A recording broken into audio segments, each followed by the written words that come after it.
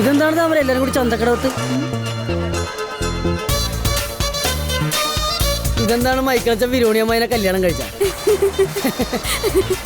ഇതെന്താണെച്ചോ എല്ലാരും കൂടെ ഒന്നും മനസ്സിലാവണില്ലല്ലോ. നീ ഇപ്പൊ ഈ നാടിന്റെ അഭിമാനല്ലേ? ഈ കടപ്പുറത്തെ ലോകം മുഴുവൻ അറിയിച്ച അധ്വാനശീലിയായ പെൺകുട്ടിയെ ഇത് കണ്ട പിടിച്ച് പലക്കനാട്ടനട്ടാ. കടലിന്ന് പണി കഴിഞ്ഞ് വരണ നിന്നെ ചൂടോടെ സ്വീകരിക്കാനായിട്ട് മൈക്കിളച്ചൻ ഏർപ്പാടെയൊക്കെ സ്വീകരണമാണിതല്ല. നിന്റെ മഹത്വം തിരിച്ചറിയാൻ അവസാനം പത്രക്കാര് വാർത്ത കൊടുക്കേണ്ടി വന്നു. എല്ലാരും പണിയെടുക്കണ പോലെ ഞാനും പണിയെടുക്കണം. അതില് വലിയ മഹത്വമൊന്നുമില്ല. ചുമ്മാ സ്വീകരണം എന്നൊക്കെ പറഞ്ഞ് എന്നെ വെറുതെ നാണം കെടുത്താൻ എനിക്ക് ചമ്മല. അച്ഛൻ ഇവരൊക്കെ വിളിച്ചോണ്ടൊന്ന് പോയെ. അങ്ങനെ പറഞ്ഞാൽ പറ്റില്ല. നിന്റെ വില നിനക്കറിയില്ല. ഈ രാജ്യത്ത് കടലിൽ പോയി മീൻ പിടിക്കണ ഏക പെണ്ണ് നീയാണ്. കൂടെ നടക്കണ ഞങ്ങ പോലും അതിപ്പോഴല്ലേ അറിഞ്ഞത്. അത് ശരിയാണ്. എന്നെ സ്വീകരിക്കാതെ ഞങ്ങ വിടൂല.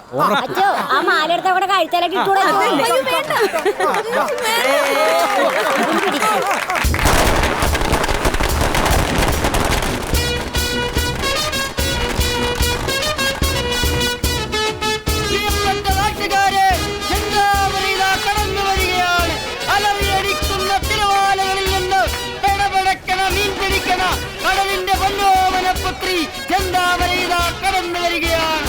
മത്തികൾക്കും അയലകൾക്കും ഭീഷണിയായ ചെന്താമര ഈ കടൽ തീരത്തെ പുളകമണിയിച്ചുകൊണ്ട് ഇതാ കടന്നു വരികയാണ് ചെന്താമര.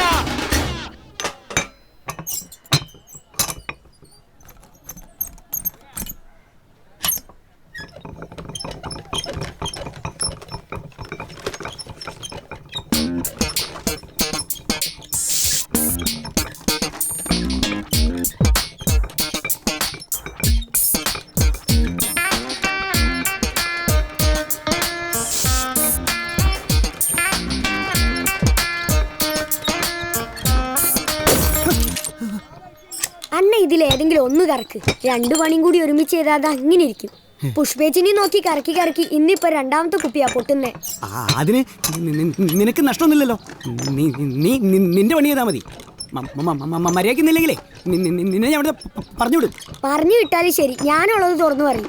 2 കൊല്ലായിട്ട് പുഷ്പേച്ചിന്റെ അടുത്ത് കാര്യം തുറന്നു പറയാൻ അണ്ണന് പറ്റിയിട്ടില്ലല്ലോ. ഇനി പുഷ്പേച്ചിയുടെ അടുത്ത് ചെല്ലുമ്പോ അണ്ണന്റെ ഈ ഒടുക്കത്തെ വിക്ക് 4 ഇരട്ടിയാവും. എന്താ ഒരു ലവ് ലെറ്റർ കൊടുക്കാന്ന് വെച്ചാൽ പുഷ്പേച്ചിക്ക് എഴുത്തും വായന അറിഞ്ഞൂടാ.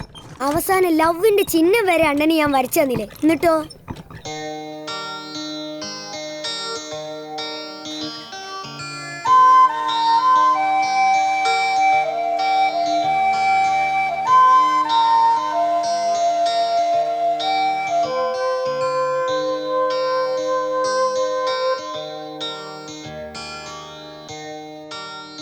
അതിപ്പോതെ ഒരു സ്മാരകമായിട്ട് ഇവിടെ ഇരിക്കുക. അണ്ണൻ ഇതും നോക്കി ജീവിതകാലം മുഴുവൻ വിക്കി വിക്കി നിക്കലേ ഉണ്ടാവുള്ളൂ. ദേ ഭാവി അമ്മായിപ്പം വരുന്നുണ്ടിട്ടാ.